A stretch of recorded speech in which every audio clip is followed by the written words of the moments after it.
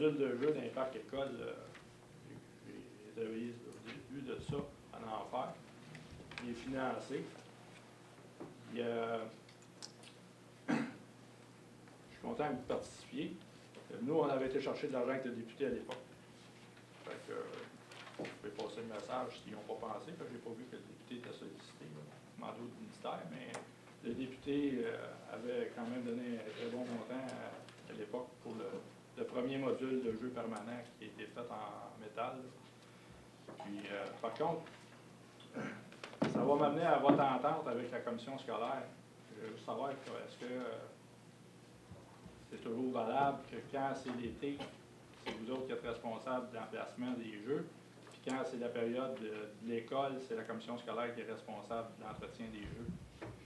Parce que j'ai un petit peu de misère à comprendre qu'un jeu se détériore et qu'on ne veut pas mettre d'argent après. Si on l'a bien entretenu, ces jeux-là, théoriquement, là, au prix qu'ils coûtent, ils sont supposés durer des années et des années, là, pas mal plus que le temps qui est là.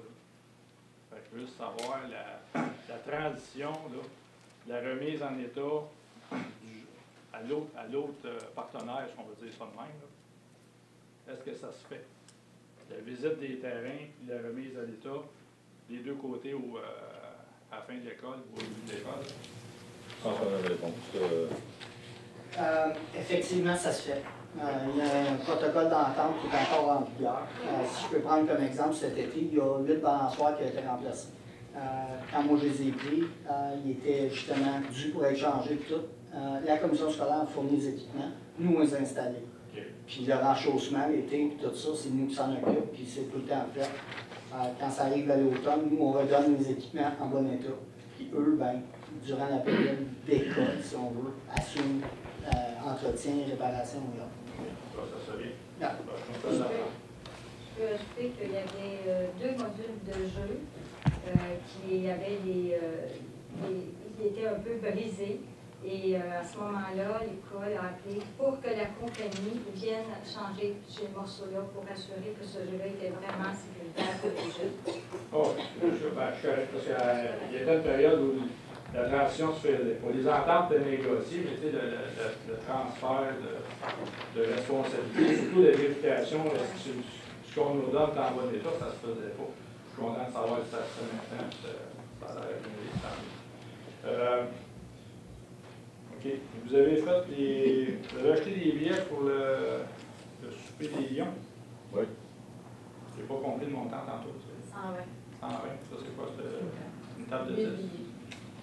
Est-ce qu'on peut savoir qui va aller avec ces billets-là? Je devrais y aller. OK. Tous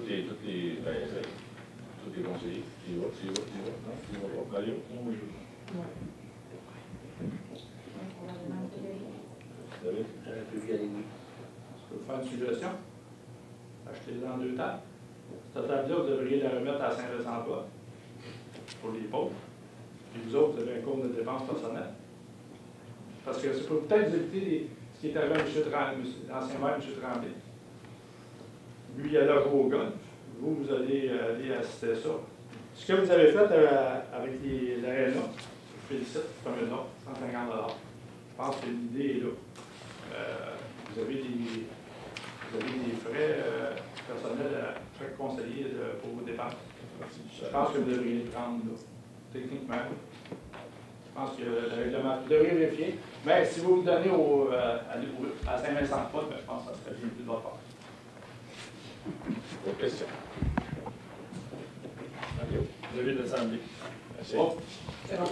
Je laisse la chance aux autres avec M. Claudette, ancien maire. Il fallait que je laisse chance aux autres entre nos interventions.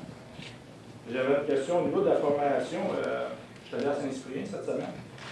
Puis, ils ont fait mention d'une formation pour les élus sur l'éthique. Tout ça, est-ce que... C'est prévu. Les nouveaux sont prévus.